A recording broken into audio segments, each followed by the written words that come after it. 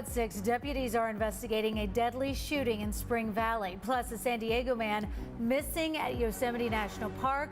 What we've learned overnight. Plus, volunteers are cleaning up the coast on the dirtiest beach day of the year. And did you lose a pet or find a stray during the fireworks show last night? What you're being asked to do today. It's going to be another beautiful day across San Diego County, but temperatures are starting a gradual cool down that will last through the end of this week. We'll let you know what to expect into next week as another warm up could be on the way. You're up with CBS 8.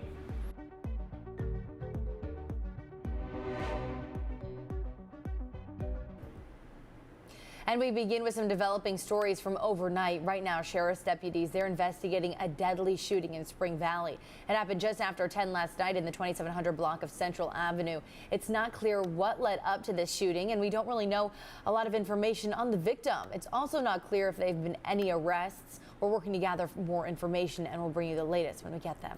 In Oceanside, at least one person was killed in a car crash. It happened just after 11 last night near the intersection of North Myers Street and Surfrider Way. That's near the Beechwood Motel.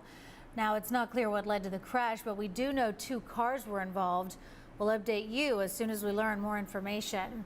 And we had a lot happening overnight. A lot of people up late last night. Thanks for joining us at 6 a.m. I'm Anna Laurel in for Eric Kiner. And I'm Dana Marie McNichol in for Netta Arampour.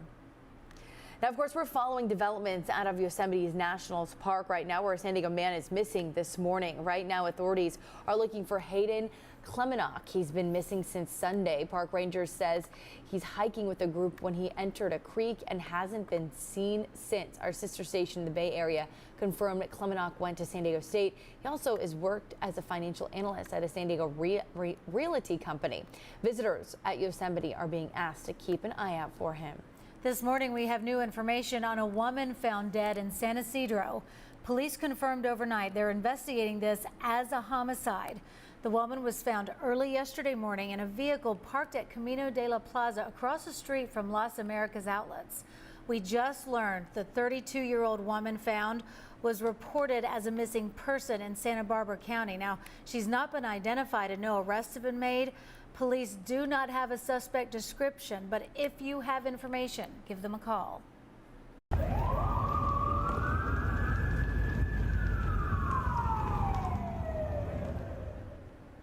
This morning, a brush fire is now out after causing a scare in Poway. Right now, we're trying to confirm if fireworks played a role. Flames broke out on a hillside around 9 last night on Danielson Street off Scripps Poway Parkway. Firefighters quickly put it out. We saw sheriff's investigators talking with someone there, and it seemed they confiscated fireworks from that person. We still don't know the exact cause. And here at CBS 8, we are working for our planet. Today, July 5th, is known as the dirtiest beach day of the whole entire year. Yeah, and this morning, volunteers across the county are getting ready to clean up the mess everyone left behind from their 4th of July celebrations at the beach. CBS 8's Chris Groh is live in Mission Beach for us. Okay, the sun is up. What are you seeing out there around you, Chris?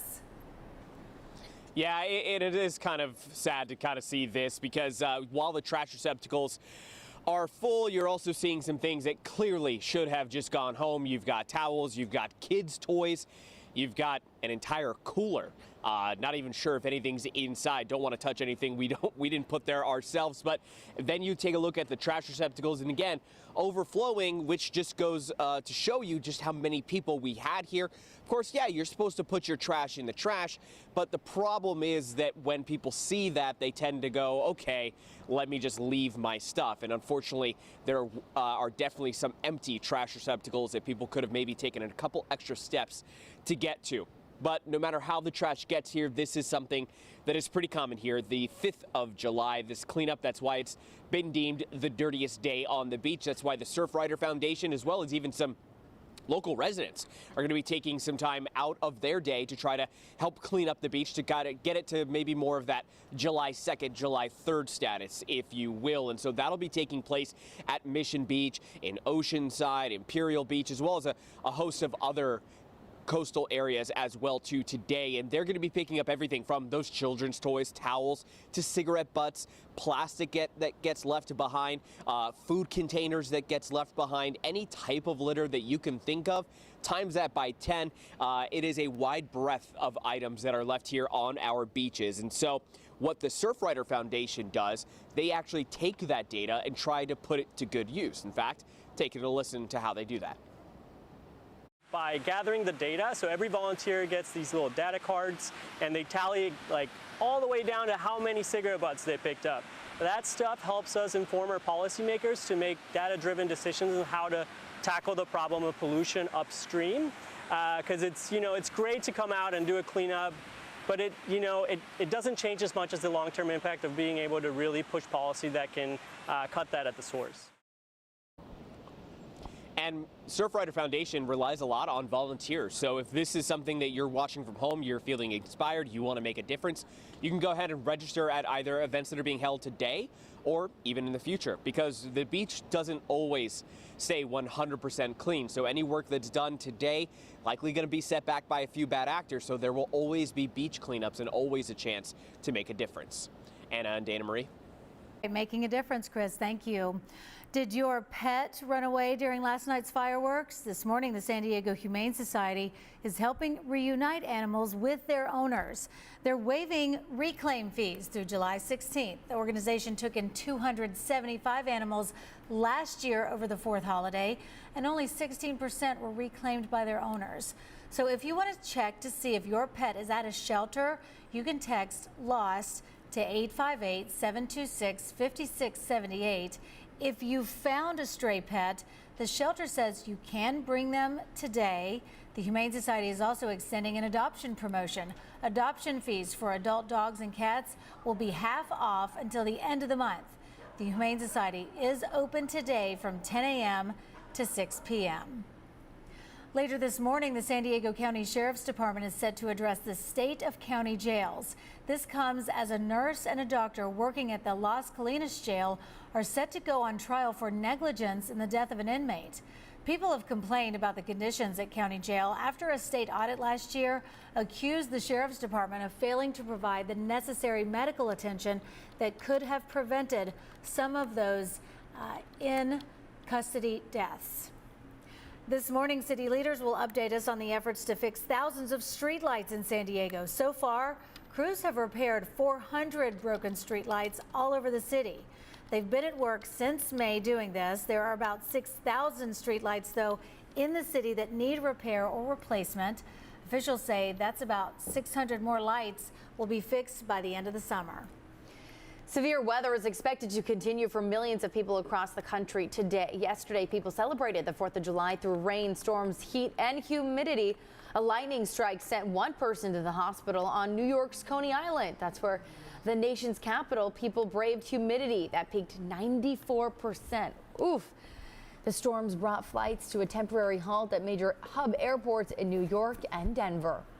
And this morning, FlightAware is already showing hundreds of delays and cancellations today. Meantime, if you're hitting the road, AAA says the best time is before 2 p.m. The worst time is later in the day between 3 and 6 p.m. So if you are visiting San Diego and leaving today, here are some more tips from an expert.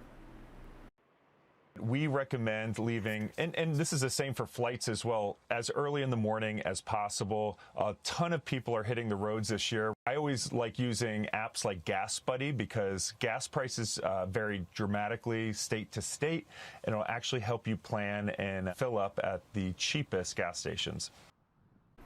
And here is a look at today's average gas price in San Diego. It's $4.90 for a regular gallon of gas. And at least we're paying a little less than last year. A year ago, $6.20.